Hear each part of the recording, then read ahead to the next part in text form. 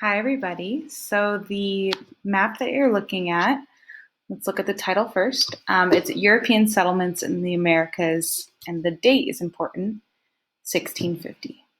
So is this early on in colonization? Is this later on in colonization? Whenever you look at a source of any kind, a picture, a map, a graph, whatever it is, document, you have to look at the title, who's saying it, and the year, because obviously that gives us a lot of important context.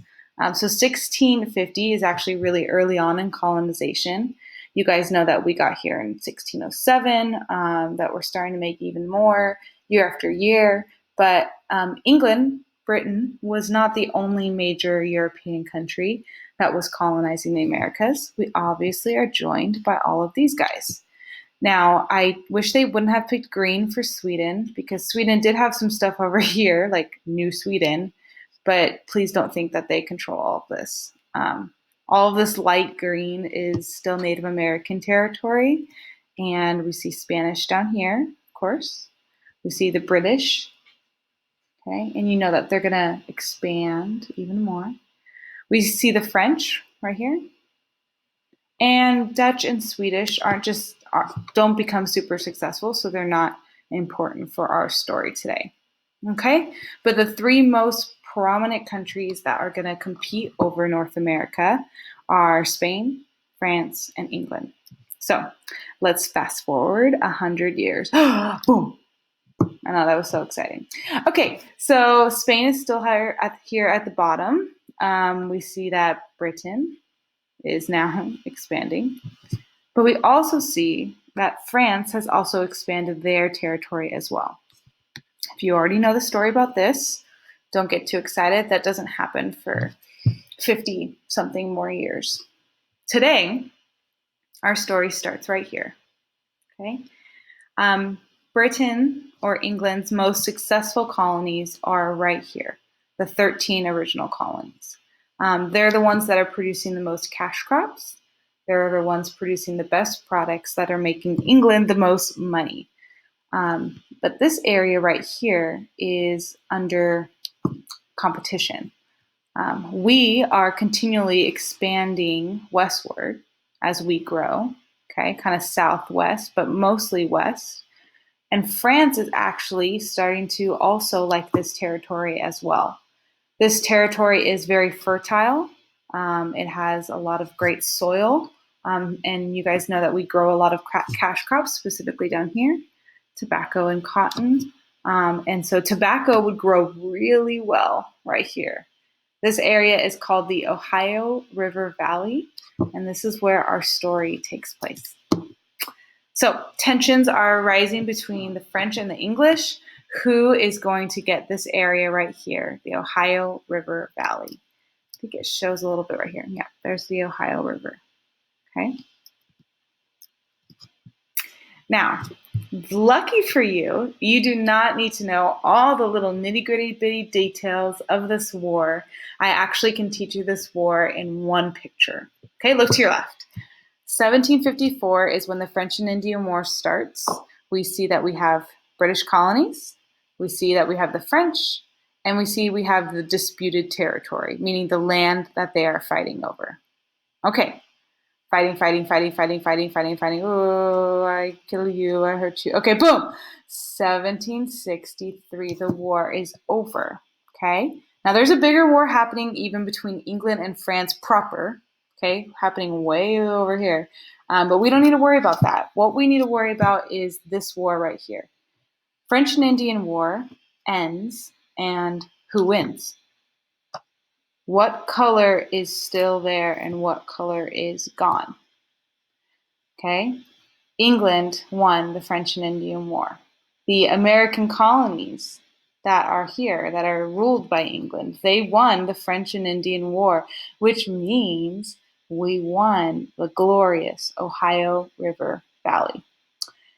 Now, you might be thinking to yourself, Ms. Coleman, I see a lot of green over here. And yes, I'm sure that's not going to cause us any problems. I'm sure we're just going to be able to go right in there and take all that land. We'll talk, of course, about all of that later. But for right now, it's a victory. For right now, This war has ended. We have won. All things should be good, but actually, they're not. So the next slide is the most important slide. And so I would love for you to please write this down in your notes. Handwrite them, please. Pause this video, write it down, then listen to me babble for a couple minutes, okay? So this war is called the French and Indian War. It took place in 1754 to 1763. Now, I say that the name of this war is confusing, French and Indian War. You might think that it's the French versus the Indians. It's named that because we, England, we are fighting French and their Indian friends. You remember the French, right? They have good relationships or better relationships with Native American tribes. So, of course, they have some allies that are going to be fighting alongside them. But we have England, okay? We have Britain's army. We also have the English colonists that are living in America. We have their army, their militia as well. Now, it's kind of more like a local militia, but still, we're all a part of England. And then we have Indian allies too, surprisingly. I don't know how we do because we're not very nice to Indians at all, but we do have Indian allies. Maybe they think that they like us better than the French. I don't know why, because the French were way better to the Indians. But anyways, the story is French and Indians versus English American colonists, England proper, and Indians. This is the big one right here, the effects of the war. This war, as in most wars, was very expensive. So at the end of this war, Britain is in debt. Okay, this is huge. They owe money. They are not making revenue. They may have borrowed money from other countries, but they are in debt. Okay, that will come back later, so make sure you remember that. Second bullet point, American colonists, okay, the American colonies are more unified than ever in their defense against France. Real quick, look at this. You guys know we've been talking about this for a while, the 3 different regions of English colonies, okay? The New England, the Middle, and the Southern. You know that they're developing completely different personalities. You know that they have different means of labor. You know that they have different people inside of them. Okay, they do not look at themselves and think that they're all the same. They do not look at themselves and call themselves all the American English colonies. No, they look at themselves and they usually think of them about their colony. Like I'm Jamestown or I'm Virginia. Or even I'm in the Southern colonies. That's kind of their identity. They do not unite or talk or do anything together, all 13 colonies. That's why this is such a big deal. When this war happened, when the French are coming in and are going to take a piece of land that everybody wants, this is actually the first time that all 13 colonies unify under one thing, their defense. Okay? Kind of a big deal we'll talk about in the next assignment. Right here is kind of a subpoint, not as important, but kind of. So Britain and America. Okay, keep in mind what I mean by that is England and then the American colonists who are also English. There's a lot of friction. There's a lot of tension during battle. There's kind of this idea of I'm actually from England, so I'm better than you. As opposed to you're English but live in the American colonies, you're worse. So there was a hierarchy between who's actually an army, a person from the militia from England versus the colonial militia. So look at the subpoint. It says British militia refused to recognize any American militia commission above the rank of captain. So this humiliated Colonel George Washington because he's a colonel in the colonial militia, but they only gave him the rank of captain once the rest of the British guys came there. So that just kind of gives you a sense of an us versus them mentality that is already developing, which of course the revolution will build up on. And the last major point, American colonists now start to develop an idea of continental conquest. meaning we've been growing from the 13 colonies, and we just grew a lot in one war. And that tastes good. We like the feeling of expanding. We like the feeling of conquering. We like the feeling of potentially taking over the whole continent. Okay? This idea will develop as our country is birthed and grows up. Manifest destiny will be created, but colonial conquest starts now.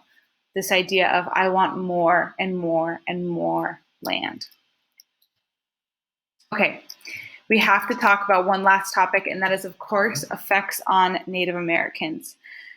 Keep in mind, all of these powerful countries are trying to take over North America and colonize it while there are already people there, okay?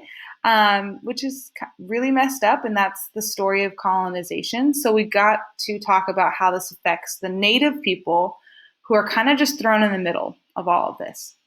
Again, some native people fought with the French, some native people fought with the English, but regardless, the English won, so now they have to suffer the consequences of this war. The biggest consequence of this war is Pontiac's uprising. This is a leader, a Native American leader, who is very upset that the British have won. Pontiac's rebellion is going to take place right up here, okay, in the Ohio River Valley. France used to control this area, and they had good relationships with the French. So of course they're going to be really angry that the English have come in, because that relationship's not going to be the same. So Pontiac actually gathered a bunch of tribes together. They started this rebellion. They started attacking the English in this area, and then also in this area too, but mostly kept the fighting right here. As the English are expanding in, they'll be rebelling right here. And they rebelled for a while. And it was looking, relatively successful for a Native American rebellion. But then, unfortunately, you know the story. They will sign a quote-unquote peace treaty and end the rebellion. But it was a big deal. Native Americans did fight back. They did kill people. They were angry. And there were repercussions for taking over their land. So that's a big deal. And obviously this is a note card, so you'll go into it a little bit more on your note card. Effects on Native Americans.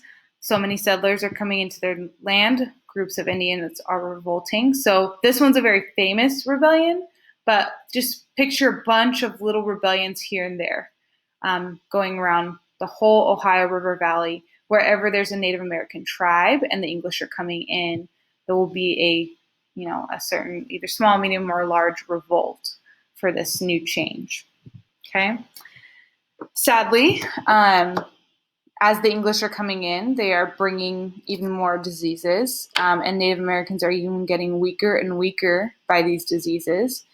They are signing treaties, which I put in quotation marks because there was a lot of shady stuff happening when these Native Americans were signing these treaties. Sometimes the translation, things got lost in translation, a lot of abuse of power from the English colonizers. And even when they did sign a treaty that clearly laid out certain things that the English couldn't do, they would just violate the treaty and wouldn't actually count it as binding or truth. And so it's really sad. This is going to be a common thread as the English continue to expand, because you know that this is not the United States of America. You know that we're just going to keep going west, and we're just going to keep abusing the Native Americans and pushing them out and that kind of stuff. Now, the last major effect of the French and Indian War deals with Native Americans, actually, and that's the Proclamation Line of 1763. Colonists are not supposed to cross the line and settle west of the Appalachian Mountains. Okay, so these are the English colonies. This light pink is the Ohio River Valley, and this is Spain. Because so many battles and revolts are happening with Native Americans, England actually decides to do something about it, and they issue the Proclamation Line, which is right here. The Appalachian Mountains also run right here, And so it's a natural barrier. And so England is basically saying, do not cross this line. Okay? Kind of sounds good for the Native Americans. I mean, look, like an Indian reserve, a Native American reservation, don't go past this line. It's for the Native Americans. Now, that's actually pretty easy for England to say, and maybe they only meant to do it temporarily, but it's easy for England to say, if revolts are happening, let's just separate the two. Okay?